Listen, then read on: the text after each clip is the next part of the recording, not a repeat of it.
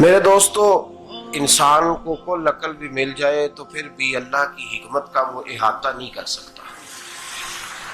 رب کریم کو زیادہ پتہ ہے کہ ہمارے لیے کون سی چیز بہتر ہے اور کون سی چیز ہمارے لیے نقصان کا باعث ہے۔ اللہ تبارک و تعالی کی حکمت یہ چاہتی ہے کہ میرے بندے پریشان نہ ہوں۔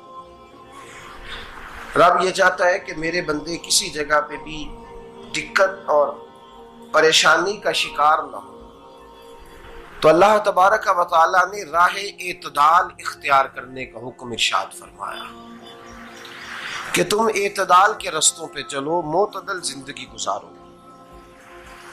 افراط و تفریط سے بچو۔ آج جس معاشرے میں ہم وقت گزار رہے ہیں، اس معاشرے میں ہم اس بات کو سمجھنے سے قاصر ہیں کہ اصل ہمارا مسئلہ کیا ہے۔ ہمارا اصل جو مسئلہ ہے اس کی شناخت ہمیں کیسے ہوگی اور ہم پھر اس تک رسائی کس انداز میں حاصل کر پائیں۔ ہم ہمیشہ اپنی آمدن بڑھانے کے چکر میں رہتے ہیں، ایک کام اور شروع کر لیں، پارٹ ٹائم جاب شروع کر لیں، کوئی سائیڈ بزنس اس کا آغاز کر لیں۔ ہماری جو دوڑ لگی ہوئی ہے وہ لگی ہے کام بڑھانے میں، آمدن بڑھانے میں، حالانکہ اسلام ہمیں یہ کہتا ہے کہ تو آمدن بڑھانے کے چکر میں نہ پڑ، اصل بات یہ ہے کہ تو اپنے خرچے کنٹرول کر۔ تنگ انسان وہ نہیں ہوتا جس کی آمدن تھوڑی ہوتی ہے، یہ توجہ کیجیے گا میری بات، یہ قیمتی بات ہے اور گفتگو ساری کا لب لباب ہے۔ تنگ بندہ وہ نہیں ہوتا جس کی آمدن تھوڑی ہوتی ہے، اصل پریشان وہ ہوتا ہے جس کے خرچے زیادہ ہوتے ہیں۔ اور ہمارا جو روزمرہ کا نقصان ہو رہا ہے نا، وہ آمدن کے معاملات میں نہیں ہو رہا۔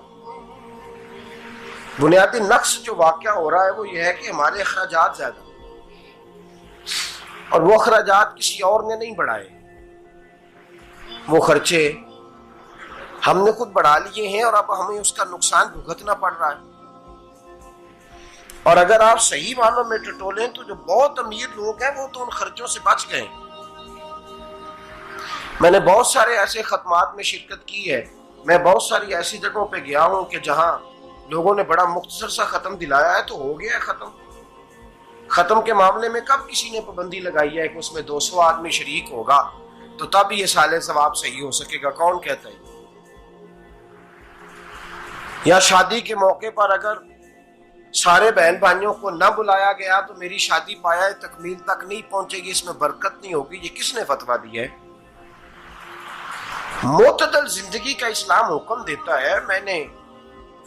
میں پڑھ رہا تھا کہ ایک بہت بڑا صدر ہے، غالباً سوڈان کے صدر کی بات ہو رہی تھی، تو اپنے بیٹے کی بارات لے کے گیا تو 4 لوگ گئے ہیں بارات، اور 15 لوگوں کا اس نے اہتمام کیا اپنے گھر میں کھانا کھانے کا۔ تو کیا شادی ہو گئی کہ رک گئی؟ تو بھائی راگ الاپنا اس بات کا کہ بڑی پریشانی ہے، کوئی سائیڈ بزنس شروع کیا جائے فلان جگہ فلان جگہ فلان جگہ، تو اصل معاملہ یہ ہے کہ پہلے ایک بندہ کماتا ہے تو پھر بھی گھر ہی چلتا ہے، پھر بڑا بیٹا ساتھ شامل ہوتا ہے تو پھر بھی گھر ہی چلتا ہے، پھر منجلا بیٹا شامل ہوتا ہے تو پھر بھی گھر ہی چلتا ہے۔ جو رونا دادا جی رویا کرتے تھے کہ بڑی مصیبت ہے، بڑی مشکل ہے، گاؤں میں رہ اکیلے ہوتے تھے اور وہ 5 بچوں کو اور 4 بچیوں کو وہ پالتے تھے، تو جو وہاں پریشانی تھی وہی آج پریشانی شہر میں آ کر پڑھ لکھ کر موٹی تنخواہ لے کر وہی پریشانی ہمیں ہے۔ تو میں جس نتیجے پہ پہنچا ہوں اس کو پڑھ کے، قرآن مجید کی چند آیات کو دیکھ کر اور اس مفہوم کی جو حدیثیں کتب احادیث میں پائی جاتی ہیں اور ہمارے بزرگوں نے ہمیں جو مزاج اس حوالے سے دیا ہے، میں اس نتیجے پہ پہنچا ہوں کہ مسئلہ آمدن کا نہیں، مسئلہ خرچے کا ہے۔ ہمارے خرچے بنیادی طور پر زیادہ، اور اگر پھر ہم زیادہ بوجھ خواتین پہ ڈالتے ہیں کہ وہ مطالبے زیادہ کرتی ہیں، اور اگر آپ مجھ سے پوچھیں تو خواتین کی بھی اگر کسی جگہ کوئی عادت خراب ہوتی ہے تو اس میں اصل کردار اس کا ہوتا ہے جو وہ عادت خراب تو کیوں اپنے گلے سے اتار کے آپ کسی کے گلے میں بات ڈالنے کے چکر میں ہیں؟ وہ خواتین کی طبیعت نہیں ایسی ہے. اصل بات یہ ہے کہ ہم نے عادت ڈالی ہے، ہم نے یہ مزاج ان کو دیا ہے تو ان کا بنا ہے، نہ کیسے بن سکتا. تو اعتدال جب تک زندگی میں نہیں ہوتا، پانی پیاس بجھاتا ہے لیکن ایک گلاس ہی ہو تو پیاس بجھاتا ہے، بالٹی کو منہ کو لگائے گا تو کپڑے بھگو دے گا اس کے. حالانکہ پانی بری چیز کا نام نعمت ہے نا بہت بڑی اللہ کی، لیکن پیالے میں ہی اچھا لگتا ہے. کوئی مٹکا منہ کو لگائے گا تو تانگ ہوگا، پیالہ ہی بہتر ہے اس کے لیے. تو میرے دوست، مٹکے سے بھی بعض اوقات کام چل جاتا ہے، لیکن اگر کوئی کہے نہیں مجھے دریا ہی چاہیے تو اس کا تو گھر بہ جائے گا، سارا گھر بہ جائے گا اس کا. ہمیں دریا قابو کرنے کا موڈ بنایا ہوا ہے تو اس سے گھر بہا کرتے ہیں، اس سے گھر بنا نہیں کرتے. گھر پیالے سے پانی پینے سے بنتا ہے. اگر تو دریا پہ قبضہ کرنے کا موڈ بنائے گا تو گھر بنے گا نہیں، گھر بہ جائے گا. آگ نہ ہو تو کھانا پک نہیں سکتا، لیکن ہلکی آنچ سے کھانا پکتا ہے. اور اگر آنچ تیز کر دی جائے تو جی قرینے قیاس بات کر رہا ہوں، میں عقل سے ماورا نہیں کر رہا. قرینے قیاس سمجھانے کے لیے مثالیں دے رہا ہوں. ہلکی آنچ پہ کھانا پک جاتا ہے اور آگ تیز ہو تو کھانا جل جاتا ہے. تو کھانا اتنی دیر کھانے کے قابل رہتا ہے جب تک وہ ہلکی آنچ پہ پکتا ہے. تو جتنی مرضی تو کہتا ہے نہیں میرا گزارے نہیں، آگ تیز ہونی چاہیے، تو میاں جل جائے گا، جل جائے گا. ہوا نہ ملے تو سانس نہیں آتی، ٹھیک ہے؟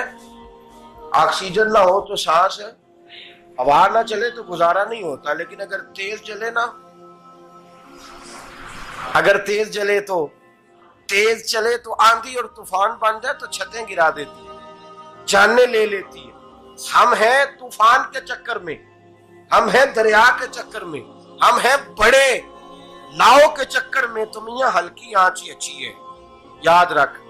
اور ایک گلاس پانی کا اعتدال سے ملتا رہے تو وہی ملتا رہے، ضرورت کے وقت وہی بہتر ہے. تو پورے دریا پہ قبضہ کرنے کا پروگرام نہ بنا، تانگ ہو جائے گا. اور میرے عزیز یاد رکھ، ہوا سانس لینے کے مطابق ملے تو وہی اچھی ہے، جو سانس بند کرنے پہ آ جائے وہ ہوا اچھی. ہم نے چکر چلا لیا ہے کہ زیادہ پیسہ، راتوں رات پیسہ، لمبا پیسہ، یہ پلاٹ بھی میرا، وہ پلاٹ بھی میرا، گجرانوالا بھی، گجرات بھی، لالا موسیٰ کھاری اور پنڈی تک جہاں میں جاؤں میرے نام کی تختیاں لگی ہوئی ہونی چاہیے. اسلام منع